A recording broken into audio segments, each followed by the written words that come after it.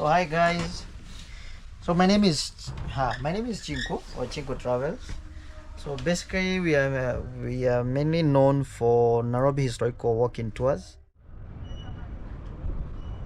Guys, let me stand here as I enjoy the view from the other engine. So the KCC. Let's hear about KICC. So KCC was designed and So the Nairobi Railway Museum has 5 galleries. Everyone, welcome back to my YouTube channel. My name is Andisi Nyandoya, and you can see today I am in the big city, the capital of Kenya. And let me not forget, today I am in the least visited places in Nairobi called the Nairobi Railway Museum. People don't know much about it because it has been underrated so much, and this place has a big significance of the city you see behind. A lot of people don't know about it, and I'm sure you're also curious to know more about it. Welcome to Nairobi Railway Museum.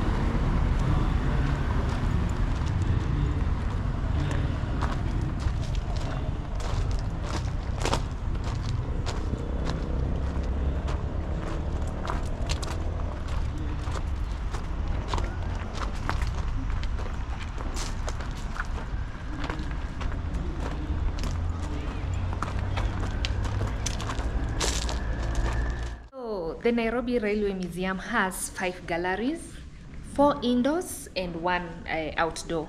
The outdoor gallery is called the Engine Gallery, and then the 4 indoors that are here in where I am is one of the galleries. We have the Ship Gallery, the SGR Gallery, the Communication Gallery, and the Historical Gallery, where you get to know more about how Nairobi City started. And currently, I am in the Ship Gallery, and I will let you know that there is a difference between SGR and Madaraka Express. Many people confuse this so much. A lot of people say, I am going to Mombasa with the SGR. No, SGR is a standard gauge railway. It's a railway, it's not a train. The train itself is called the Madaraka Express. So when you're saying you're going to Mombasa, just say, I am going to Mombasa with the Madaraka Express. I thought you should know. By the way, did you know there are intermediate stations along the railway line from from Nairobi to Mombasa? I thought you should know. Like, there's a reason why Mombasa and Nairobi are called terminus, like Mombasa terminus or Nairobi terminus. It's simply because the journey starts there and ends there. That's why it's called the Nairobi or Mombasa terminus. And the intermediate stations are called intermediate because that is where you alight. Like one of them is Emali or Mtito Andei. So guys, let me show you what is just here quickly as we proceed on to the next.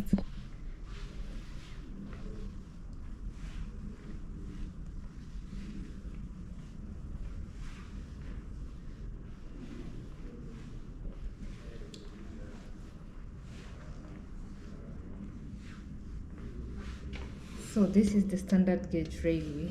You see?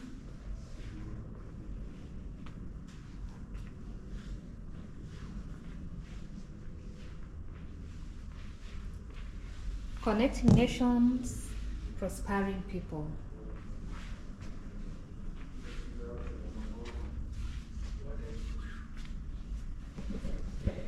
I hope you've learned something from that. So the next gallery that I will show you is the Ship Gallery. The one that I just showed you is the SGR Gallery. And here in the Ship Gallery, you'll find a few items like this is the ship that was called the Königsberg. I know some of you remember this ship. It was a ship that was being run by the Germans, and then something happened between the Germans and the British. The British bombed the ship. So when they bombed the ship, when the ship was sinking, people were trying to salvage some of the items that were in that ship, and I will show you one or 2 or 3 products that were rescued from that ship, and this is one of them. this dining set with a few chairs on the side, and this sideboard. You can see how beautiful it is. So this sideboard and the dining set belonged to the captain of the German cruiser, the Königsberg that I showed you, which sank in 1914 during that war. So that is just about it. I will just show you also another one here. This is one of the ships and how it was looking like, and a few items. Like this is a modern compass, and this was a traditional compass. Long time ago they used to use this as a compass, and then you can remove this, put some light inside, and then it will lit this other side so that they can see, because long time ago there was no electricity. And let me show you some other ships, something like this.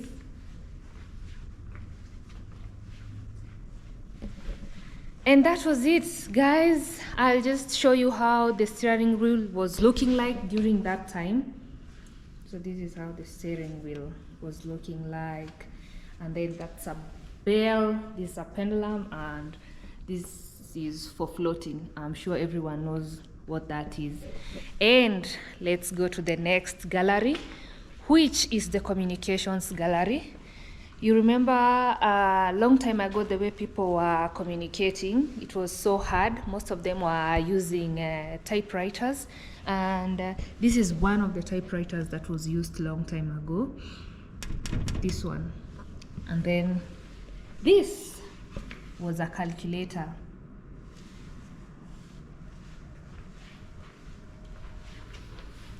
So Nairobi Railway Museum keeps these products here so that people can come and see how people were operating in the traditional ways other than the modern ways right now. And then last but not the last one, I'll show you the historical gallery, and then we will go out to the outdoor gallery.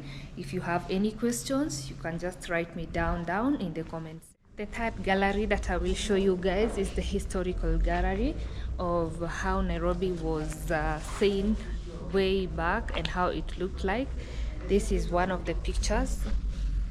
This is how it looked like. It is just a plain land, no trees, no buildings, no nothing. It was just a plain land before they started building up the Railway Museum from Mombasa in 1896.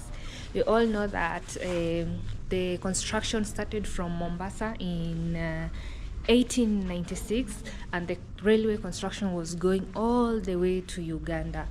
But I don't think I will show much of this, but I will just show you a bit. You see here, when the construction started, it started in 1986 all the way to Voi. It took a whole year. Do you know why the railway station from Mombasa to Voi took a whole year? It's because the workers, you know, they were Indians and the whites who were trying to make the railway, and these workers were eaten by the lions. That's why it took a whole year, because when these workers were eaten by lions, the work became more for the less people that were remaining, and that's why it took so much time. They were called the man-eating lions. And I will show you a few things that are here in the Nairobi Railway Museum. You can see for yourself. Nairobi has a rich history. You know, Nairobi is a Maasai name, meaning cool waters. You see, like this seat was being used by the people who are coming to, you see, like now people are using Land Cruisers or vans to go to the national park, but traditionally or long time ago people used to use this, and then they are being driven to the park. But when they were using this, it was so risky for them. That's why they were being warned in advance that in case anything happens to you, we are not responsible for that. Also, this was a mode of transport. This one, since there were no means of transport, this was also used as a means of transport by the people. Therefore, they had to let the officials pass because they were being given priorities from one place to another since there were no cars. And this is a traditional bicycle, as you can all see. And did you know that the Queen of Elizabeth was here in Kenya for her honeymoon in the Aberdare Ranges? And I will show you the seats that the Queen sat on during that time when she was here. So these are the Queen's seats. Queen Elizabeth of England on a royal train in East Africa in the 1950s. And the Queen was using that kind of plate, the ones that has gold, and then the normal people were using this type of plates. Now this is Kenya. In Tanzania they were using this, and Uganda I think were using the same, but only for the royals they were using the special plates. Maybe because they didn't want to catch diseases. I don't know why they did that. We have a elephant here. There is a lot to learn about the railway. I cannot show everything, guys. So the next gallery, we shall go to the outdoor gallery outside. I show you what is there, and then that is it. Where am I? As I told you guys, we are now in the outdoor gallery, the engine area, and where I am right now is the first class coach. This is how it used to look like.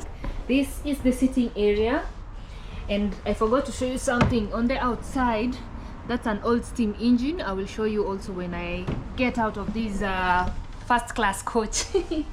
So let's have a look at the first class coach. That is the sitting area, as I've showed you guys. We have the washroom area and the kitchenette. And slowly I will go out. Let me show you. Oops. So that is one of the first class coach one of the first class coach that cannot fit inside because they are huge, same to the engines. And that is also one of the old steam engines. I will show you guys just a simple video to give you an idea of what I'm talking about. So you see, these ones cannot fit in the inside area.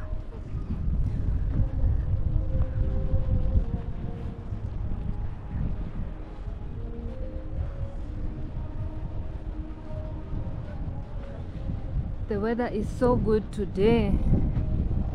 So these are engines that were used a long time ago.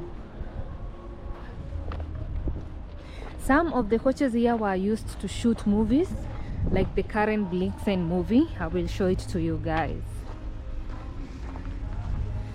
There's music coming on from that side. I hope it will not give me a copyright. I'm thinking of stopping the video first. So in long time ago, they used to have 3 different types of coaches. One to carry the perishable goods, one to carry the livestock, and one to carry the non-perishable goods. So I will show it to you guys. This was for the perishable goods. This was a coach to carry the perishable goods.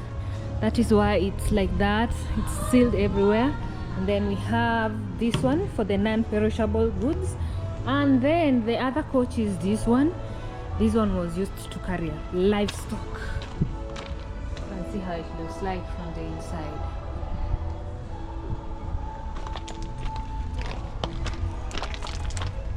So these are the different type of coaches that I've shown you guys, and different engines. I hope you enjoyed this vlog. And now I will introduce someone who has made this vlog possible today. And in a few minutes I will introduce him to you guys, so just hold on, hanging there if you want to. Let's get inside of this place and see.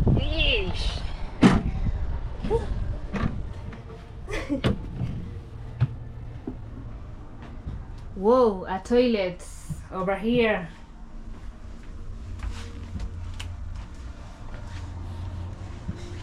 Passenger coach. This is a first class passenger coach. This is a first class? Passenger coach. I see. So if you're going even to Nanyuki, Kisumu, currently, these are type of coaches you'll find when you're using the first class coach. Wow. I hope you know there's that adventure train that goes to Nanyuki and Kisumu.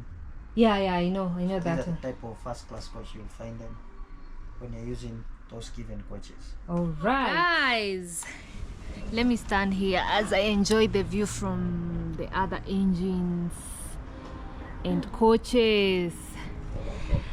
So, for the Nairobi tour, you can contact Chinku. I will introduce him to you right now. I think you've seen him in the video, but we haven't done a proper introduction. I will let him introduce himself. So let's do this. Hello. So hi guys. So my name is Chinku, or Chinku Travels. So basically we are mainly known for Nairobi historical walking tours, just like what you have seen: Nairobi Museum, Joseph Murubi Gallery, Nairobi Gallery, KICC, Kenya Archives, and such kind of history tours. You can check us online. We call ourselves Nairobi on Foot. Basically our tour are just walking, so by the name Nairobi on Foot, it tells you that we mainly do our tours on walking. You can check us on social media as Nairobi on Foot. Everywhere is Nairobi on Foot. So thank you. Thank you guys. I will tag his link, and please support him. He's very good at what he does. He's the one who has helped me today. This vlog wouldn't be possible without him, guys. Without him I wouldn't have made this vlog. So make sure you go support him, and let's see what else he has to show me. So Chinku will show us where which coach was used to shoot the Karen Blixen movie. Is it the Karen Blixen movie? Out of Africa. So the movie is called Out of Africa. Yes, based on Karen Blixen book, Out of Africa. Ah, okay.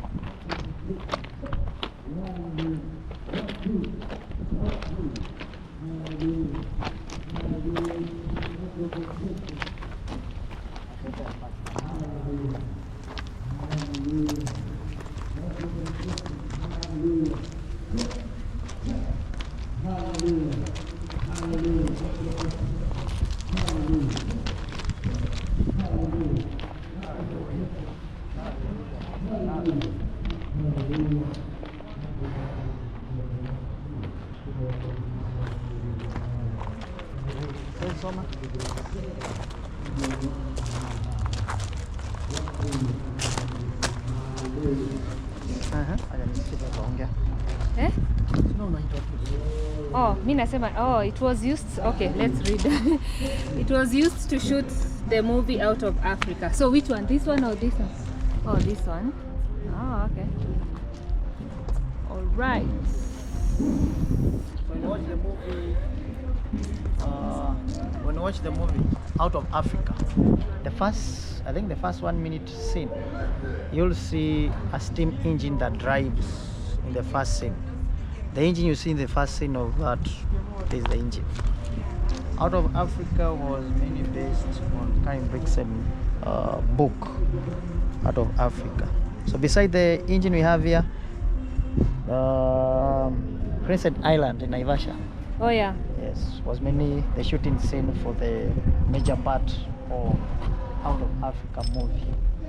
So in the museum, the collection still remains here. So it was built in 1923 by Bay and Peacock Company in Manchester. As you see, they still retired. So engines are not thrown away; they just retire. They just retire. Yeah, it was an engine number 2301. 2301 engine number. All right. Let's go, Chinku.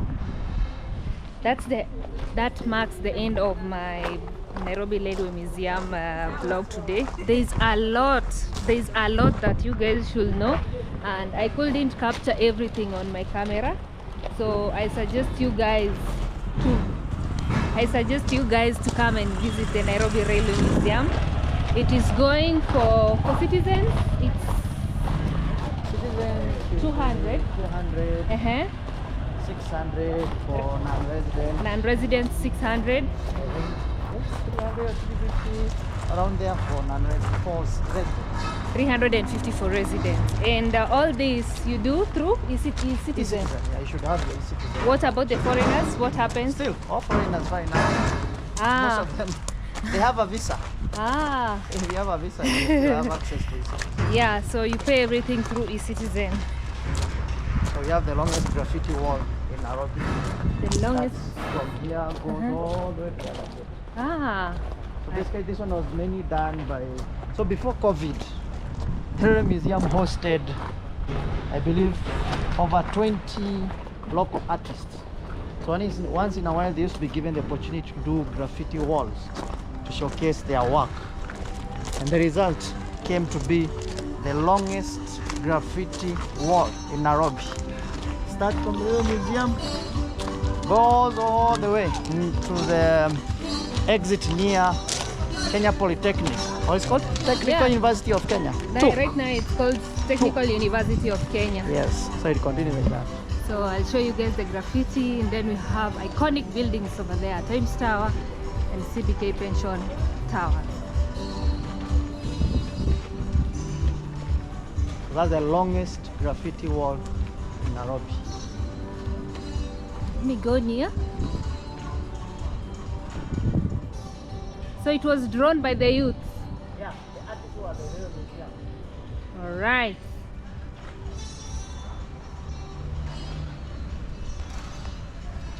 It's quite long. I don't think I will finish that.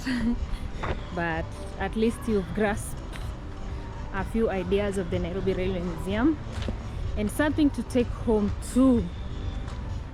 We are going to Haile Selassie. We are going specifically to that building, and it's quite sunny. The heat is heating up pretty well. It's too hot here. And this is Nairobi Railway Terminus bus station, and we have a very beautiful matatu over there. I don't know if you guys can see it. Let's go and see the bomb blasts area and what happened over there. 1998 bomb blast, isn't it? Where the American embassy was brought down here in Nairobi. I will show you guys just a few history about it as we proceed to Kenya National Archives and finish off with KICC.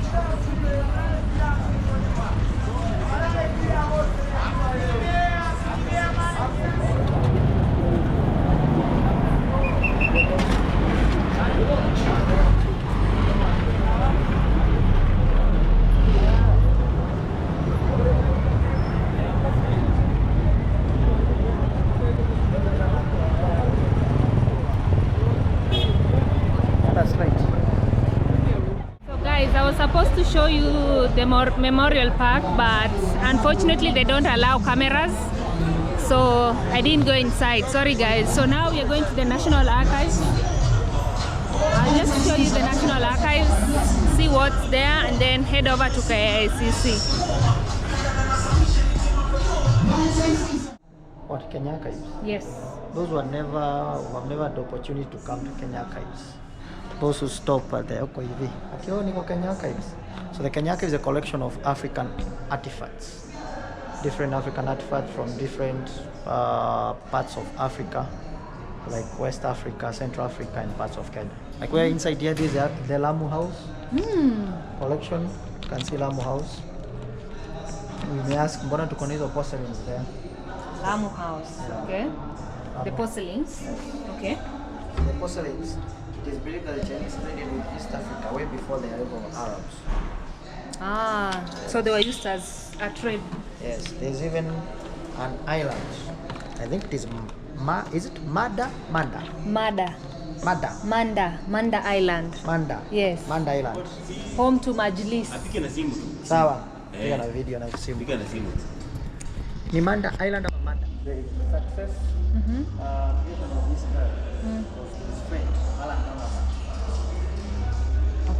man behind the African Heritage House. Mhm. So the collection was set up and put up here on behalf of Joseph Murumbi, thanks to Alan Donovan. I think when you go to Nairobi in Murumbi or Murumbi Gallery, it's a small extension of what we have here as Kenya. So most of these natoka West Africa, North Africa, and other parts. Hainanga wewe unataka sauti? Ah. Si tunaenda huko ama? Ana straight. Oh.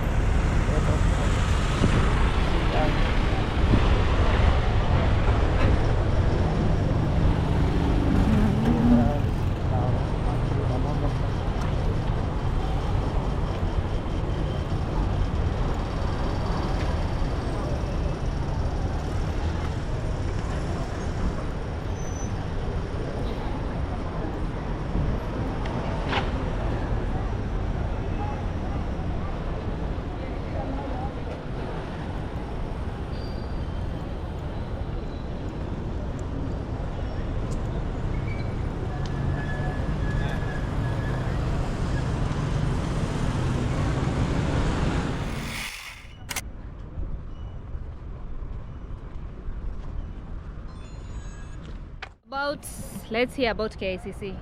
So KICC was designed and the main architecture was a Norwegian called Karl Henrik Nostovich. He said the inspiration was from the tulip flower. So one of these, the small tower, The small one? yeah, This one? is a budding flower of tulip, Uh-huh. meaning an independent Kenya. But on the top of the main tower is a fully bloomed tulip flower, meaning a fully independent Kenya. So this is an independent tower. All right. So why do people say that KICC came from the term a donkey dick? That's something I can talk of off camera. Off camera. Yes, can be off camera. Why? We need to know that, but okay, he said off camera. I'll let you guys know. So welcome to Kenyatta International Convention Center. Tell us something about KICC. So KICC, the architecture behind the main building is Karl Henrik Nostovich, a man who did come up with the idea in 1967. He was a Norwegian architecture, and he had done quite a number of architectural design and all that. However, the building currently, being 2023, was officially opened on 11th September 1973, making it a 50-year-old building.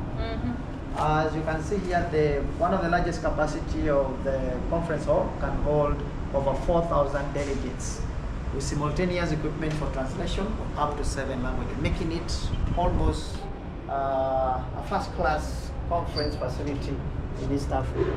Wow, first class. So we are going to the top.